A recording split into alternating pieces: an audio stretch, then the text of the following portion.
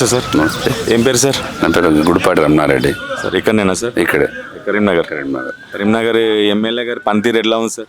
MLA పనితీరు బాగానే ఉంది. ఈ తర్వాత ముఖ్యంగా ఏంటంటే ఈ యొక్క ఎమ్మెల్యే పనితీరు బాగుండడానికి కారణం ఏంటంటే రేవంత్ రెడ్డి ప్రజాపాలన చేయబట్టి.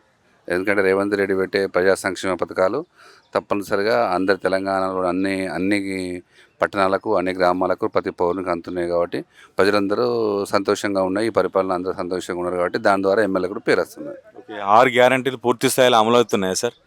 6 గ్యారెంటీలు అయితే ఇప్పుడు ప్రస్తుతానికైతే అమలవుతున్నాయి.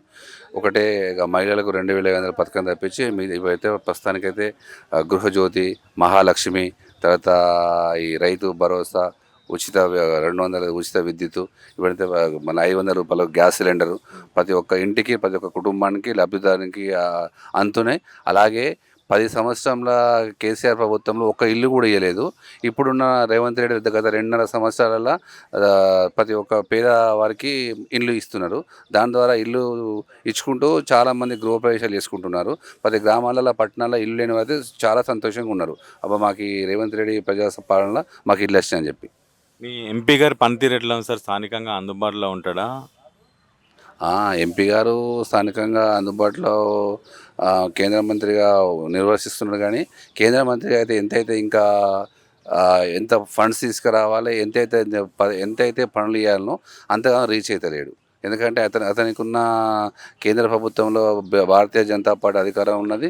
అందులో మన హోంశాఖ సహాయ మంత్రిగా ఉన్నారు కాబట్టి ఆల్రెడీ కరీంనగర్కు దాదాపు మంచిగా చేస్తాడు. ఇంకా అనుకున్నంత చేస్తలేరు. ఇంకా ఆయన యొక్క పట్టుదల, ఆయన యొక్క పరపతితోని కరీంనగర్ లోక్సభ పరిధిలో ఉన్న అన్ని పట్టణ ప్రాంతాల గ్రామాలను కూడా అభివృద్ధి చేయవచ్చు.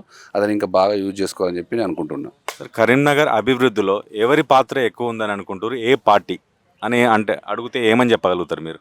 కరీంనగర్ అభివృద్ధిలో మాత్రము కాంగ్రెస్ పార్టీది ఎక్కువ ఉన్నది. రాష్ట్ర మంత్రివర్యులు బీసీ రవాణా శాఖ మంత్రి పొన్నం ప్రభాకర్ గారు చాలా ఇది ఒక మన ఈ ఆర్టీసీది మహాలక్ష్మి పథకం పెట్టి అతని ఒక రవాణా శాఖలో అతను పెట్టిన ప్రవేశపెట్టలో మంచి పనితీరు ప్రదర్శించి ప్రతి ఒక్క మహిళకైతే ఉచితంగా బస్సు ప్రయాణం కల్పిస్తున్నారు. పొన్నం ప్రభాకర్ కరీంనగర్ అభివృద్ధిలో ప్రముఖ పాత్ర పోషిస్తుందని అనిపిస్తుంది. ప్రస్తుతం కరీంనగర్ రాజకీయాల్లో బెస్ట్ రాజకీయ నాయకుడు అంటే ఎవరని చెప్పగలుగుతారు? ఎవరి పేరు చెప్పగలుగుతారు? అంటే ఎట్లా బెస్ట్ రాజకీయ అంటే మీ వ్యక్తిగతంగా బెస్ట్ పొలిటీషియన్ కరీంనగర్లో అంటే ఏమని చెప్పగలుగుతారు? కరీంనగర్లో అయితే బెస్ట్ పొలిటీషియన్ అయితే సుడా చైర్మన్ నరేందర్ రెడ్డి, కోమటిరెడ్డి నరేందర్ రెడ్డి. తన ఒక అసెంబ్లీ పరిధిలో కానీ సుడా పరిధిలో ఉన్న 3 కాన్స్టిట్యూన్సీ గ్రామాల్లో కానీ అతనైతే అభివృద్ధి పథంలో ముందుకెళ్తున్నాడు. ప్రతి ఒక్క కార్యకర్తకు అందుబాటులో ఉంటున్నాడు. ఇక్కడ కాంగ్రెస్ పార్టీ సంబంధించిన ఎమ్మెల్యే గారు లేకున్నా కూడా అతను ప్రతి ఒక్క కార్యకర్తకు ప్రతి ఒక్క పౌరునికి అందుబాటులో ఉండి సమస్యల కోసం కృషి చేస్తున్నారు. తెలంగాణలో బెస్ట్ నెంబర్ 1 లీడర్ అంటే ఎవరి పేరు చెప్పగలుగుతారు సార్? రేవంత్ రెడ్డి గారు, సీఎం రేవంత్ రెడ్డి తెలంగాణలో బెస్ట్ లీడర్. అతను ప్రజా సంక్షేమ కార్యక్రమాలు చేపట్టు తెలంగాణ రాష్ట్రాన్ని భారతదేశంలో అభివృద్ధి పథంలో తీసుకెళ్తున్నారు. రేవంత్ రెడ్డి సర్కార్ పట్ల మీరు సంతృప్తిగా ఉన్నారా సార్? 100% సంతృప్తిగా ఉన్నాం. కాంగ్రెస్ ప్రభుత్వం పైన మీ ఒపీనియన్ ఒక మాటలో చెప్పాలంటే ఇప్పుడు గడిచిన దాదాపుగా 2.5-3 సంవత్సరాలు అవుతుంది అధికారంలోకి వచ్చి.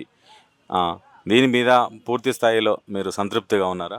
నేను కాంగ్రెస్ ప్రభుత్వానికి అయితే 100 మార్కులు వేస్తున్నా. నాకైతే పూర్తిగా సంతృప్తిగా ఉన్నా.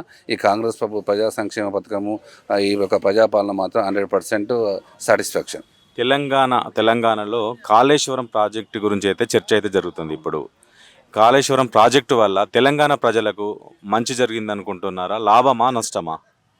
ఇప్పుడున్న పరిస్థితుల్లో ఏంది, తెలంగాణ ప్రాజెక్టు మంచిది ఉంటే మాత్రం ఇప్పుడున్న నాగార్జున సాగర్, శ్రీశైలము, శ్రీరామ్ సాగర్ ప్రాజెక్టు, ఇక్కడ ఉన్న ఎల్ఎండి అవి కట్టినప్పటి నుంచి ఏ ప్రభుత్వం కట్టినా ఏ ముఖ్యమంత్రి కట్టినా కంటిన్యూగా యూజ్ చేస్తున్నారు.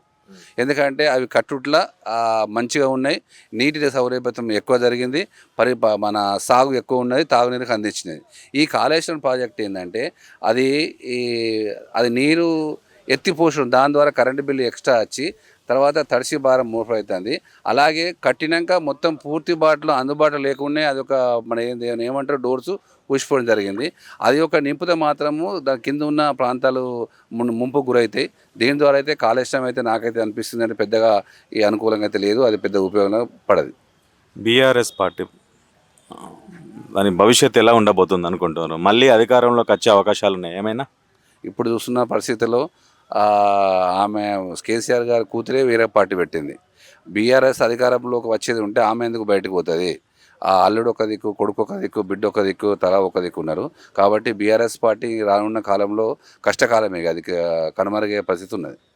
ఇప్పటికిప్పుడు ఎలక్షన్లు కనుక జరిగితే మళ్ళీ మీ స్థానిక ఎమ్మెల్యే గంగుల కమలాకర్ గారు మరి గెలిచే అవకాశాలు ఏమైనా ఉన్నాయా? అతను 4 సార్లు గెలిచినారు, అభివృద్ధి జరిగిందని ఓటేసినారు.